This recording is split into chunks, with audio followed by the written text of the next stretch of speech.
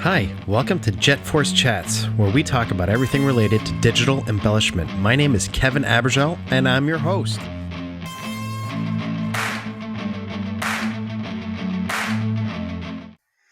Hello and welcome back to the JETforce Chats. Today, we are super lucky to be speaking with Vince Acosta from Team Concepts, who is actually the estimator over there. Vince, man, what's up? How are you? What's going on? I'm just here so I don't get fined.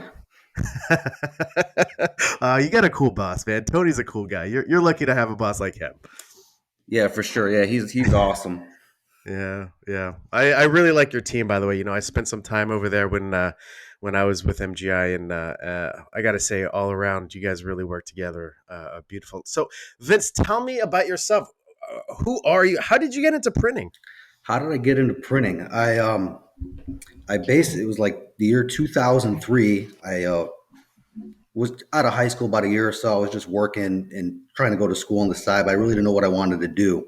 So I was kind of just like one of those aimless, high school graduates. And I saw an ad in the newspaper for a delivery driver, and I called the number. Guy picked up right away.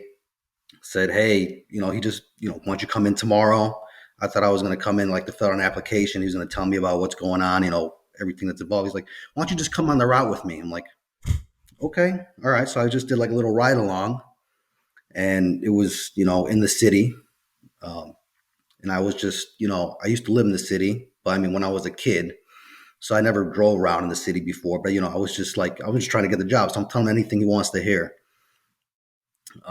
Yeah, I'm familiar with all these streets. I grew up over here, all that stuff. He's like, all right, cool, and I think I just started like the next day, No and kidding. it was before like GPS and smartphones and all that stuff. So I had to have like a map book and everything. So No kidding. and Wow. I actually got into an accident on my first day. Oh man, it was. Oh, you got to tell me about that. What happened in the accident? Obviously, I'm still getting my lay of the land of where the customers are located, and in the city, obviously, there's a lot of one way streets. So if you pass, a certain address up, you got to circle all the way back around. So I pulled into an alley to take a shortcut. So I don't have to go all the way around the whole block. And as I was pulling out of the alley, some car was just speeding, down. It was a residential road, and he just like took my front bumper like clean off. Oh man, that's got to be tough. Your first day going back First to the day, boss, being like, "Ugh, yeah. man." So, what was your first impression? Like, had you had any experience with printing before, or was this like your first intro to the world of No, print? What like did? I said, like even when I came here, I was just a route driver. I didn't know anything about printing. It took maybe 3 years before I actually got they worked me into the warehouse. I was shipping. Still didn't really know anything about printing. I was just shipping, what was given to me and reading orders and following instructions.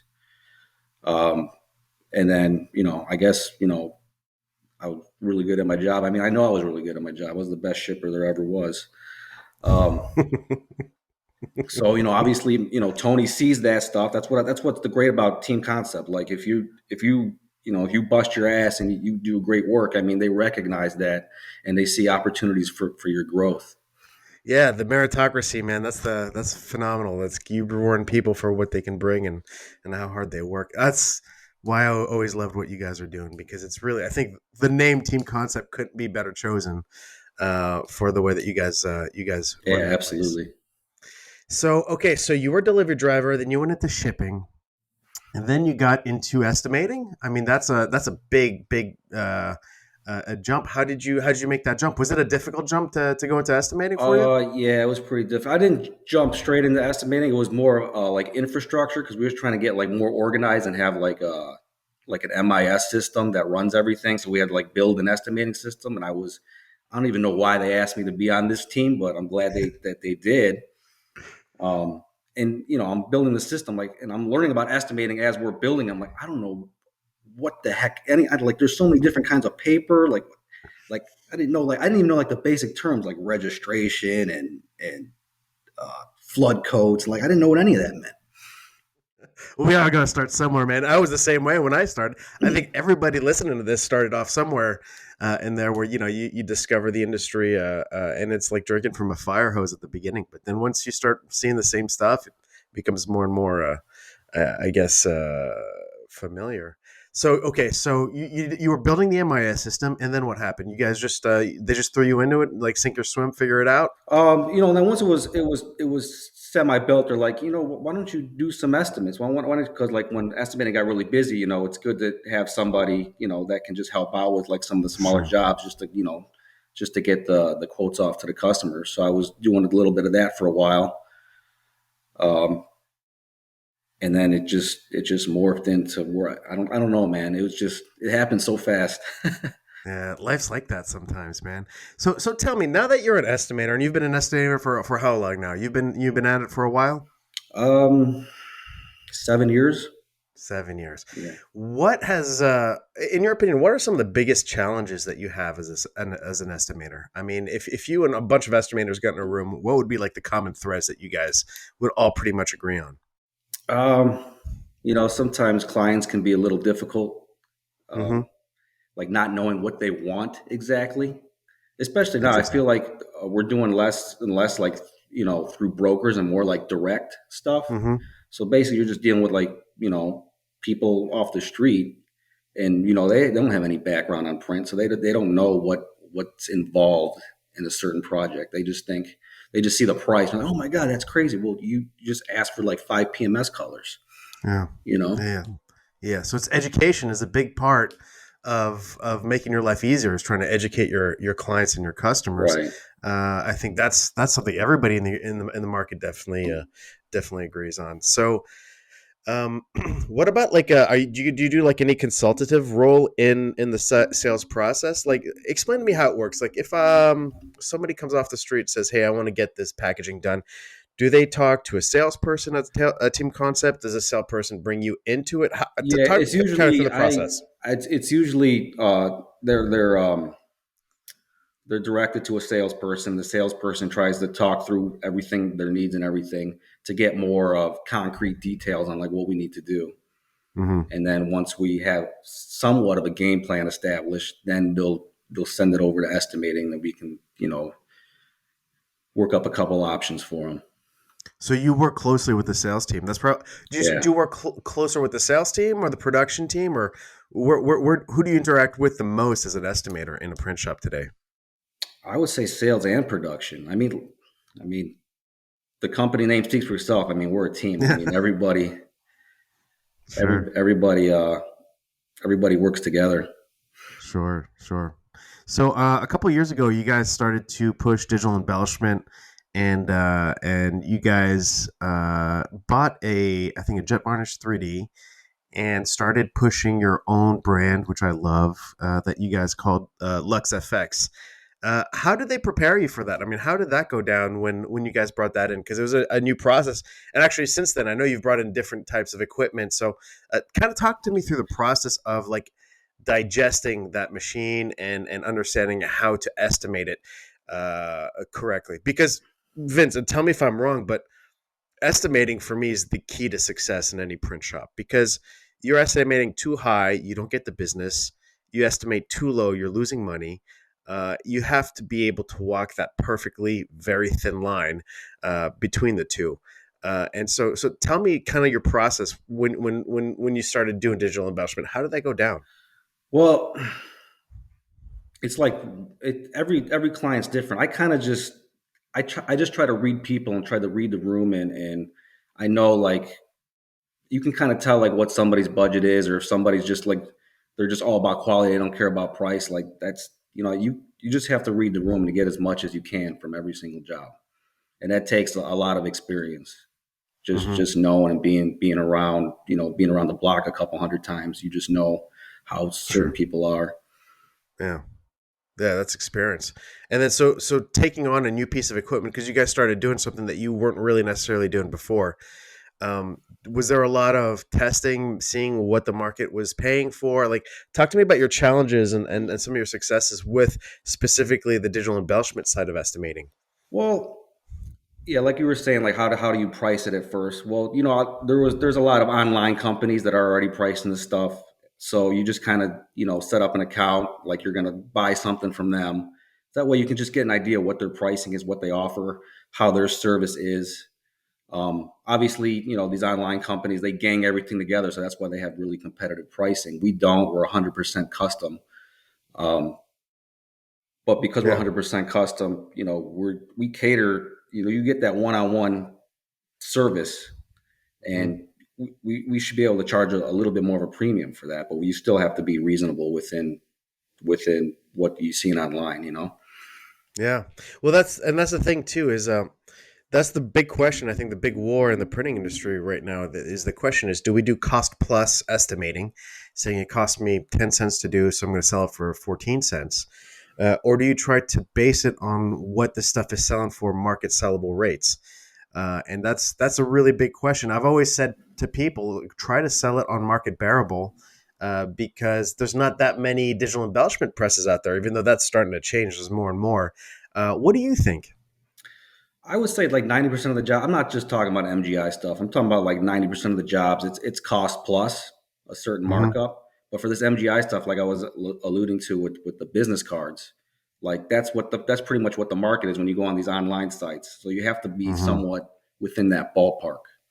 Sure, sure. And it's so funny because some of these online sites, like I'll give you two examples. Like you have somebody like a Vista Print, and you have somebody like a Moo.com, and more or less they're giving the same kind of products out there. But Vista Print, I heard somebody tell me that they make their money on the shipping and try to break even on Wow. and they try to break even on the print. So you're always going to have the lowest print there.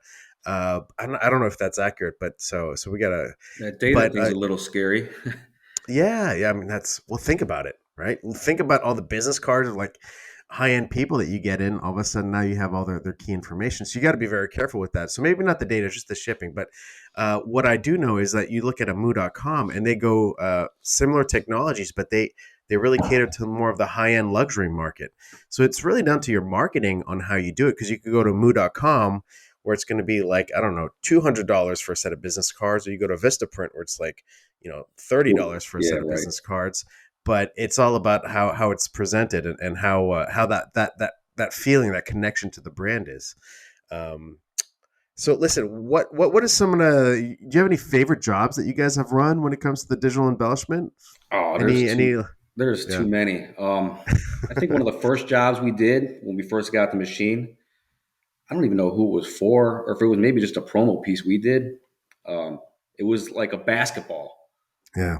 So it Yeah. was That's even awesome. die cut in a circle, and you touched it, it felt just like a basketball. We do the same Yeah. thing with a football. Then I don't know if I'm allowed to say this, but we do business cards for the New York Jets, Yeah. I've seen those online. and Those things are amazing. the back of their card is like a flood green, but then you got like it's literally their logo because I believe their logo is a football and it's got like the New York Jets like written in it. Yeah.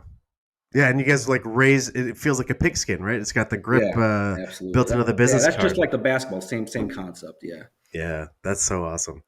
Do you tell me something? Do you, if you had like a magic wand in terms of stuff that would make your life easier as an estimator for whether it's printing in general, but specifically for the digital embellishment, like what would be really helpful for you?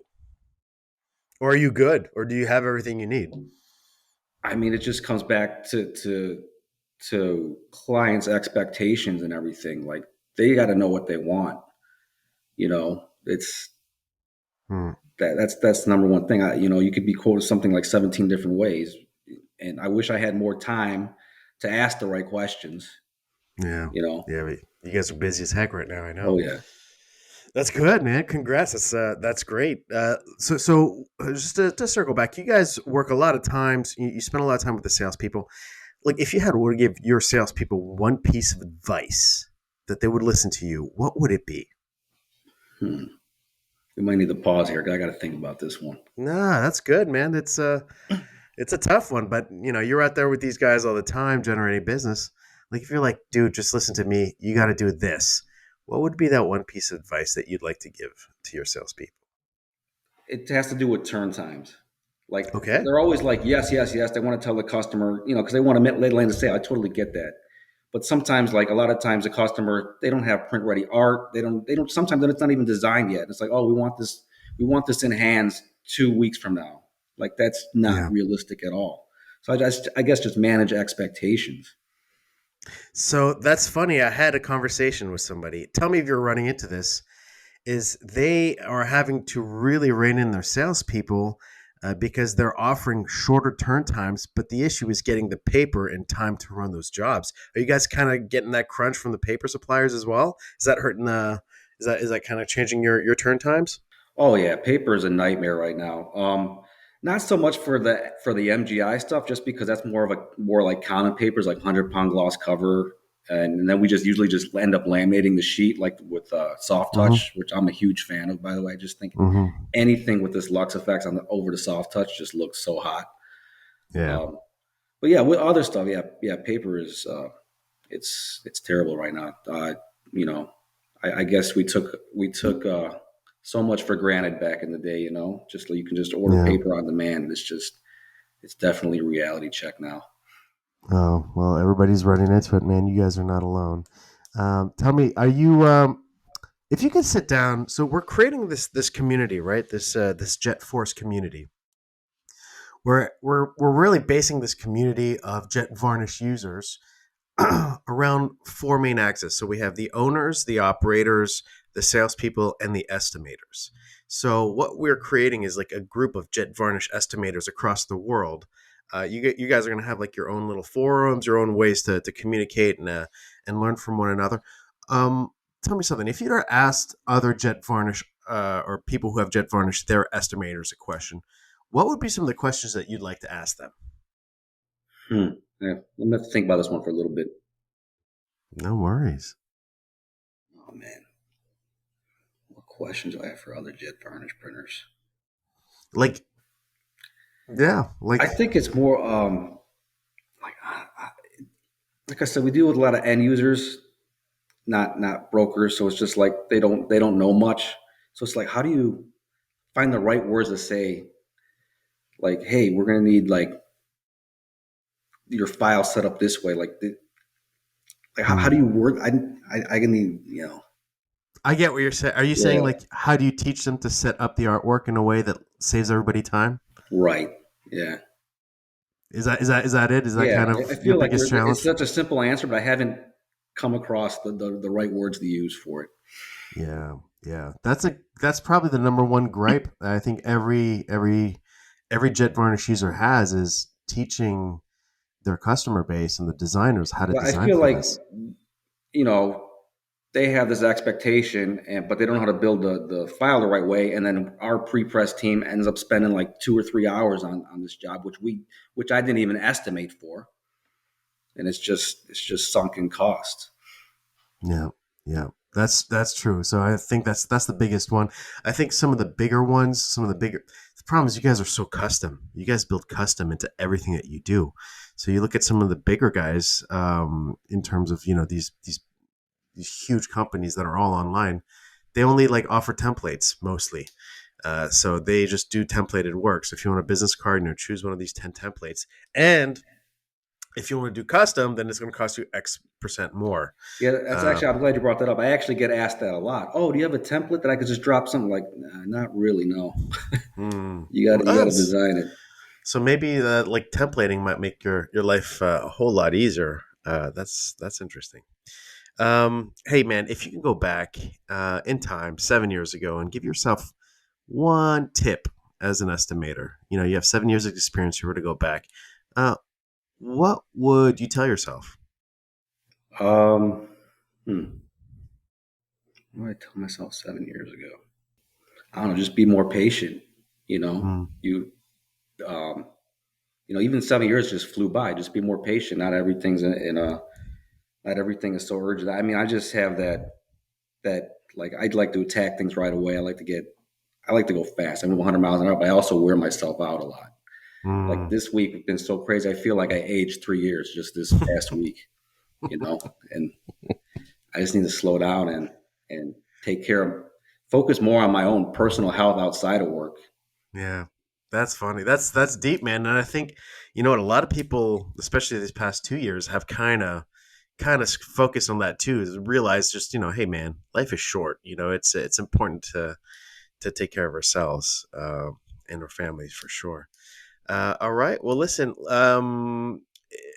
Is there anything else like you're going to be part of this community soon, Vince? I mean, once we're launching this very very quickly.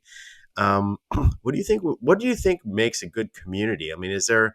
Do you think have you done this kind of stuff before, like a user community? Have you ever been part of one? No, not at all. Okay, so this So will I don't really have any experience there. yeah. I mean, I Well, don't know how like this is just going to be an ongoing thing, huh? Like it's yeah, man, we're gonna have like it's gonna keep building. Most of the content's gonna be generated by you guys. So like whenever somebody has a good idea, they'll just put it down or write an article or upload a video or share. Hey guys, look, I figured out this new paper works really really well, or this new foil from here is really cheap, and I think you guys should try it. So, yeah, being that's actually a great idea. Just little tricks of the trades, like backroom talk, water cooler talk. That's that's it because everybody's out there trying to invent the wheel themselves, and nobody's kind of grouping what they've learned into like a central place. And that's what this is this not like there's a million jet varnishes out there. So I mean, everybody has enough, I think, geographic distance to be able to learn from one another and not necessarily have to compete. It just raises the skill level of everybody across the print shop. So cool. Well, listen, man, I can tell you that we are super happy to have you as one of the first members of the JetForce community, Vince. I'm a big fan of what you guys are doing at Team Concept. You guys are doing a great job of really educating the market and doing it the right way. So I wanted to thank you for your time on this Saturday morning. Yeah, so like I said, I'm busy, man. This I was my know. only free opportunity. The only time I can actually get work done is on the weekend, to be honest with you. It's pretty Well, sad. I can't tell you how much that means to me that you would come in on a Saturday morning to do this, and I really enjoyed our talk.